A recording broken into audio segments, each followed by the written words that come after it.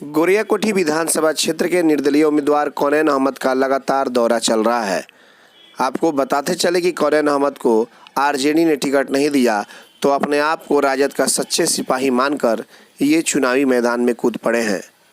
कौनैन अहमद ने कहा कि लोग इस बार मुझे विधायक बनाएं और ताकि मैं तेजस्वी की सरकार बनाने में मदद कर सकूं। उन्होंने कहा कि इस क्षेत्र में कहीं भी कुछ नहीं हुआ विकास के कार्य और जनता अगर एक बार मुझे मौका देती है तो मैं इस गोरियाकोठी विधानसभा क्षेत्र को मॉडल बनाकर रख दूंगा।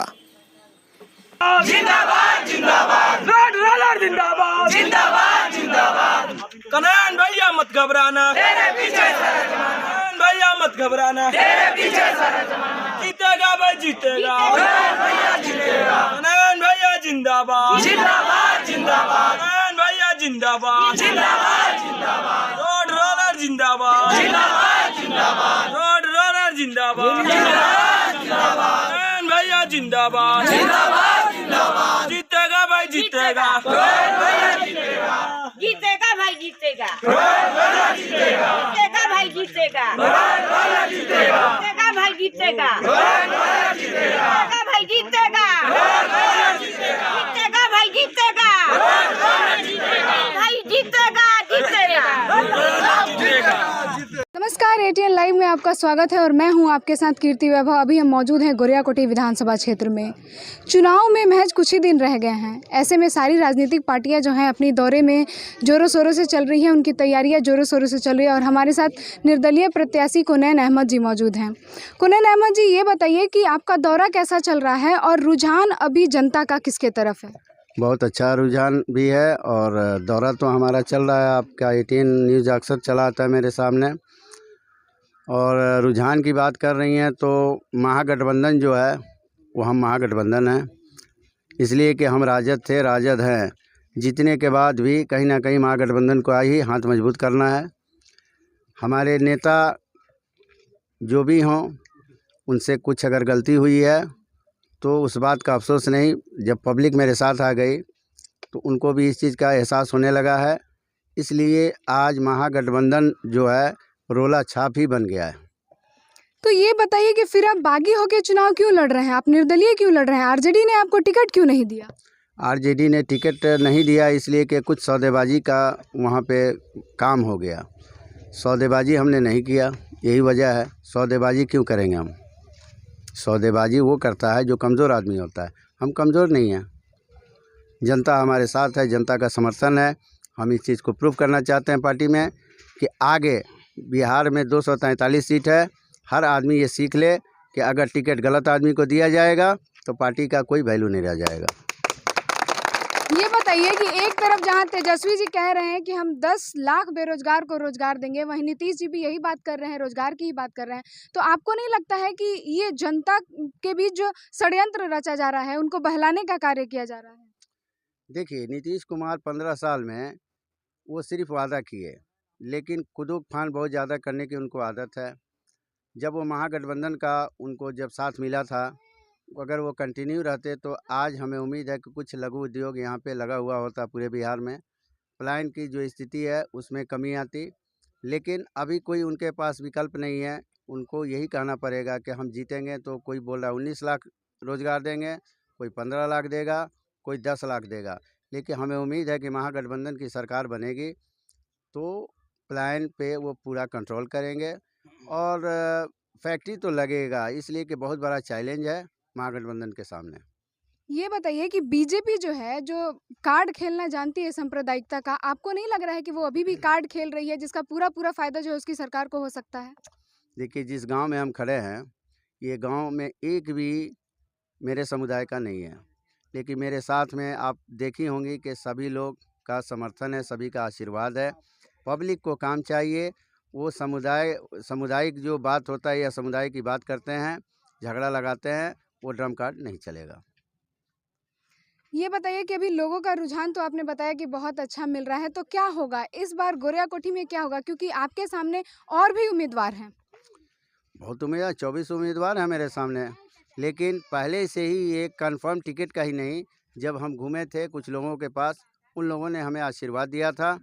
आज वही वजह है कि हमारे इस रोला छाप, ये येलो कलर या कोई और बात जो हो रही है, किसी के दिमाग में नहीं है। दिमाग में है कि नहीं, आप प्रत्याशी जो है महागठबंधन के हैं, आपको वोट दिया जाएगा। महागठबंधन ने गलत किया है क्योंकि गलत आदमी को टिकट दे दिया। कोनन जी, आपके साथ और भी लोग हैं, कुछ स्थानीय लोग भी हैं और आपके कुछ समर्थक भी हैं, हम उनसे भी बातचीत करेंगे। सर, आप बताइए क्या लगता है इस बार क्या होगा गोरियाकोठी में? गोरियाकोठी छोड़िए, आप इसको छोड़िए। गोरियाकोठी रुझान के बारे में सबसे ज़्यादा निर्दलीय प्रत्याशी हैं और निर्दलीय प्रत्याशी ही सुपर है। आपको क्या लगता है क्या होगा इस बार? आप लोग किसे चुनना चाहेंगे? कोनेन अहमद साहब को। और क्यों? ऐसा क्या है कोनेन अहमद साहब में जो और किसी में नहीं है? ऐसा है कि अपने पंचायत में अच्छा विकास किए हैं और अगर इनको चुनना चाहते हैं तो और भी पूरे गोरियाकोठी में विकास करके देंगे। पूरा युवाओं इन लोग के साथ में है और आगे भी विकास करके देंगे। गोरियाकोठी की जनता इनको विजय बनाए और विकास ले इनसे। सर, आप बताइए क्या लगता है इस बार की जनता क्या चाहती है गोरियाकोठी से? बेशक जनता इस समय निर्णय ले चुकी है।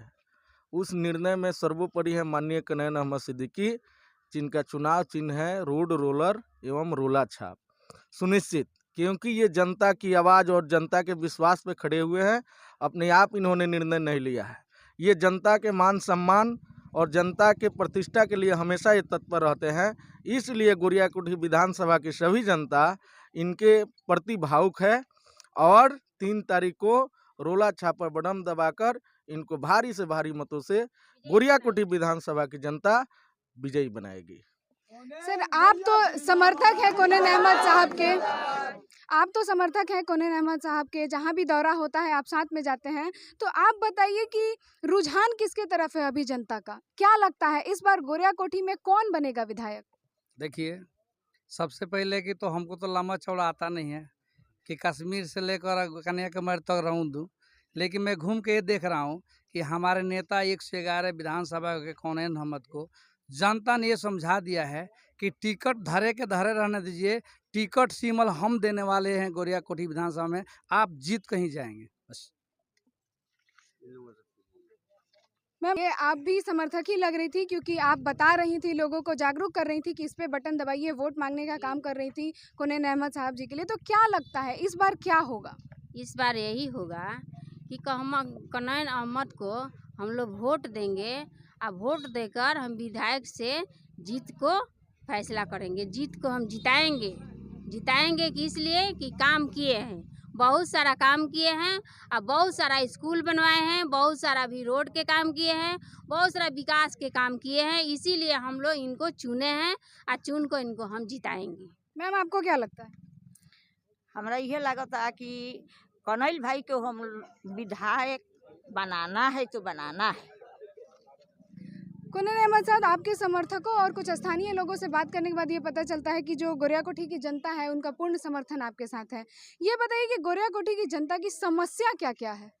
देखिए, यहाँ समस्या सबसे बड़ा तो बेरोजगारी है, उसके बाद में शिक्षा का भी समस्या है, उसके बाद हर 5-10 साल में यहाँ पे बाढ़ अक्सर आ जाता है। उस बाढ़ को रोकना, क्योंकि 6,000 जो कहा जाता है सबको मिल नहीं पाता है और 6,000 देने से किसी का नुकसान पूरा नहीं होगा।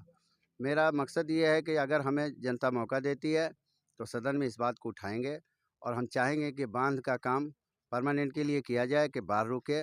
प्लान का जो हमारा पहले से प्लान है कि 42 पंचायत है हमारे यहाँ, 42 पंचायत के अंदर एक रोड मैप तैयार करके और हम हर पंचायत में एक लघु उद्योग इस तरह का दें जिसमें 10 से 20 परिवार वो यहाँ पे रुके, दिल्ली बॉम्बे कहीं पे भी नहीं जाए, क्योंकि बहुत सारे पढ़े लिखे बच्चे जो आज बेकार हैं, अगर उनको सपोर्ट जो योजना के तहत मिलता है तो हमें उम्मीद है कि वो सभी लोग अपने बिहार में कमाए के बिहार की सरकार को टैक्स दे करके बिहार की सरकार को मजबूत बनाएंगे।